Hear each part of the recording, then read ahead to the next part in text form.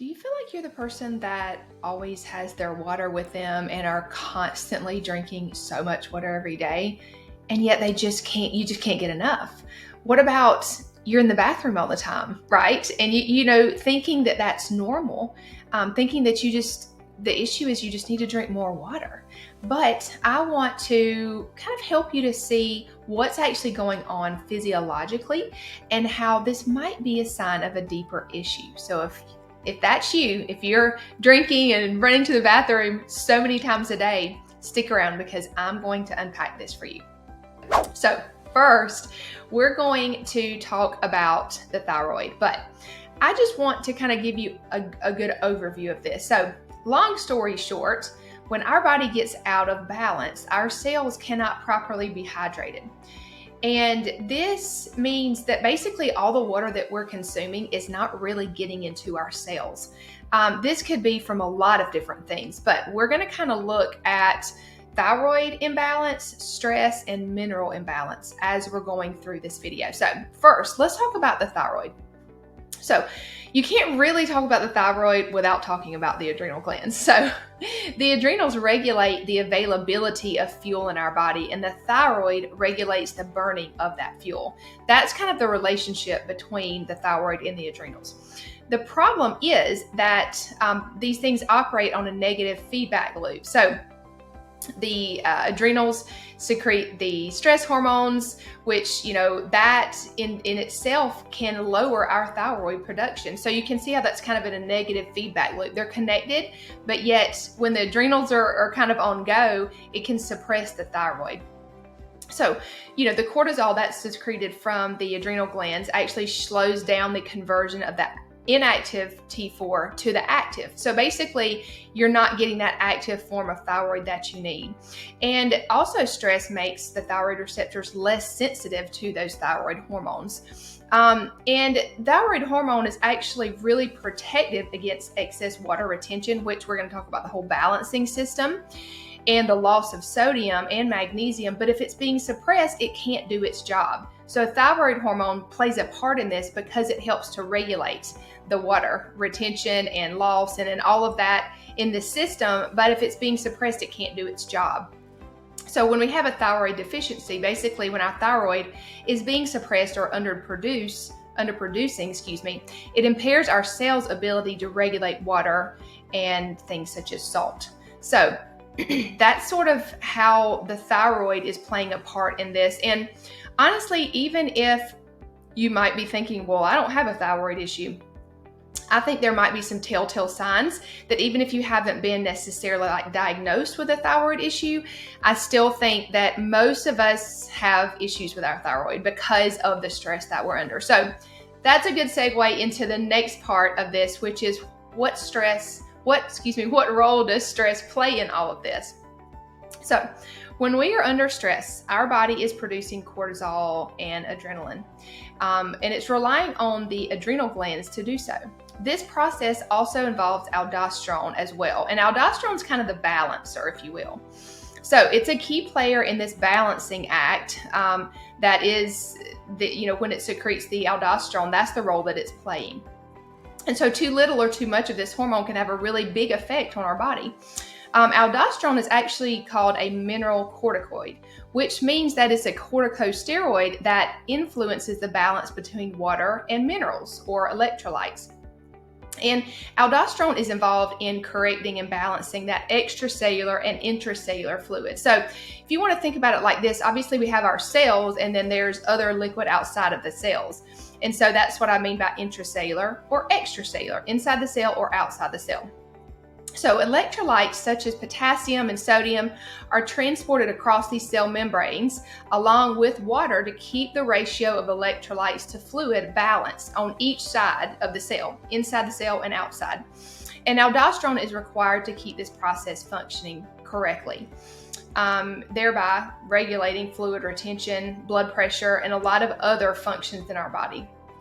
So fluids in the body are balanced through this mechanism, this self-regulating mechanism that stabilizes the blood volume and the electrolyte levels. And this process can be compromised when the stress hormones that regulate these processes become dysregulated, right? We have too many stress hormones in our body. But, going back to sort of basic biochemistry, we know that where sodium goes, water follows. So those are in very, sodium and water they're always wanting to stick together, right? And aldosterone signals the kidneys to reabsorb sodium so that it doesn't leave the body with urine. I just want to pause for a minute and just think, and just get you to see how incredibly our body is made. Like, our body is really made to survive, but it's when we sort of tax these systems that things can really get off. But I just think it's so amazing how all these little intricacies work together. So that's just a thought I just had. But in this process, sodium is retained extracellularly, so to be where the water is. And the more aldosterone that's released by the adrenal glands, the more the water is retained in our body, but not in the cell. It's extracellular, not intracellular.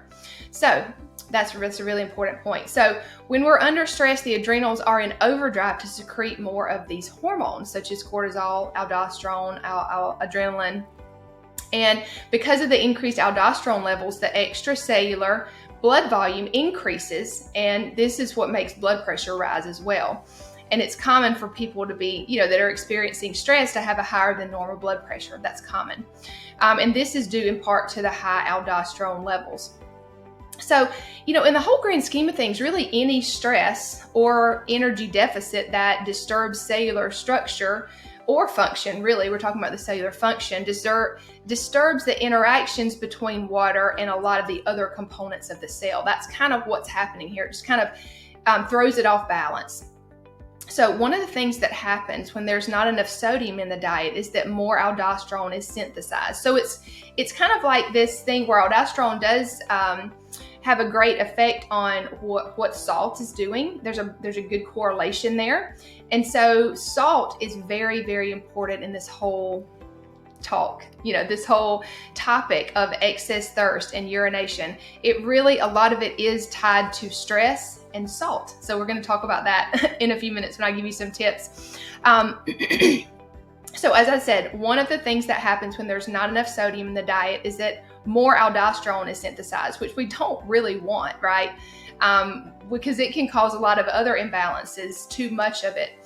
And so aldosterone causes less sodium to be lost in the urine and sweat, but it achieves it at the expense of increased loss of potassium, magnesium, and sometimes calcium too. So that right there tells you that that's where the mineral balance comes in. It's like we want to have this really good balance of our minerals, and when we don't have a good level of just one mineral, it can throw off all the other ones. And let's talk about calcium for just a quick second. So, it mentions when aldosterone causes less sodium to be lost in the urine, but it really achieves that at the expense of increasing loss of potassium and magnesium and calcium. And loss of calcium really means when calcium leaves the bones and it goes into the tissues, because aldosterone kind of prompts it to do that. And it creates a protective shell around the cell, because it's really a protective mechanism that your body is doing. But this makes hydrating the cell, the intracellular part of the cell, even more difficult. So you can see how this really short-term might not cause that much issues, but long-term stress, long-term overproduction of these types of hormones can really cause a lot of havoc in your body. So wrapping up, so when water is taken in orally, and all of the above things are that I already mentioned that we kind of talked through at play, it really just dilutes the blood. The water doesn't get in your cells. And so that's why you're just excreting it out, but you're still feeling thirsty, because the thirst is your body saying, well, my cells are thirsty, but the water is not actually getting into the cells because of the things mentioned above. So when people force themselves to drink a certain amount of water every day, raise your hand if you've been there. Even though they don't feel thirsty sometimes, could be, you could feel thirsty all the time, or you could just feel like you need to drink that amount of water every day just because somebody said so. You're actually activating a complex adaptive process unnecessarily. Really thirst is the best guide to the amount of fluid needed.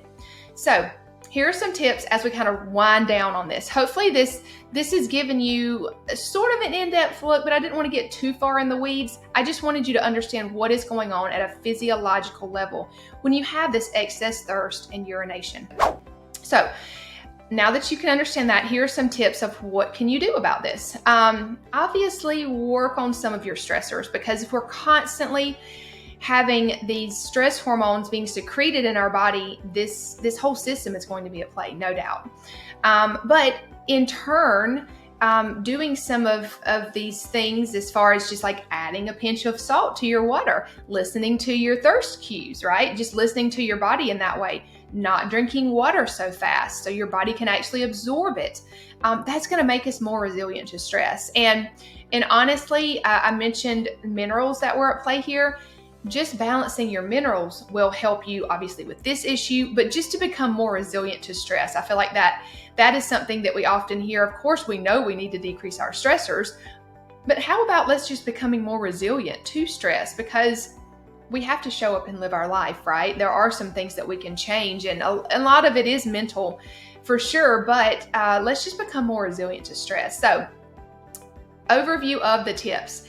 Add a pinch of salt to your water. I love Crucial 4 salt. It has the best balance of minerals in it, no iron, just a really, really great clean salt. So I'm gonna put the link to purchase that in the description. And then listen to your thirst cues. You know, if you're not actually thirsty, just don't go guzzling all of this water. And that kind of leads me into this next tip, is just don't drink water so fast. Your body can only absorb so much water at one time. And so you want your body to be absorbing what you're giving it so that it gets into the cell and actually hydrates it, because a dehydrated cell really cannot function the way that it wants to or needs to. So that's really can cause other issues as well. It's not just the thirst and urination problem that we're kind of discussing today. It can cause other problems, like fatigue is definitely one people struggle with a lot. So hopefully these tips have helped you. I really love digging into these types of topics just to kind of bring more light to the fact of what's really going on in your body, and also just trying to help you to see the bigger picture.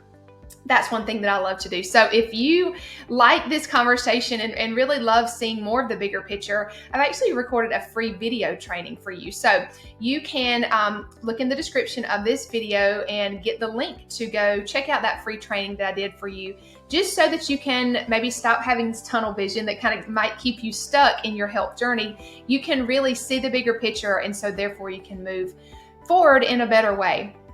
Because my ultimate goal is for you to experience your best health so that you can show up and do all that God has called you to do, and really experience that joy that oftentimes we miss out on because of different things that kind of are hindering us from doing that. So thank you so much for joining me on this video. If you've enjoyed it, give me a thumbs up. If you have a question, put it in the comments.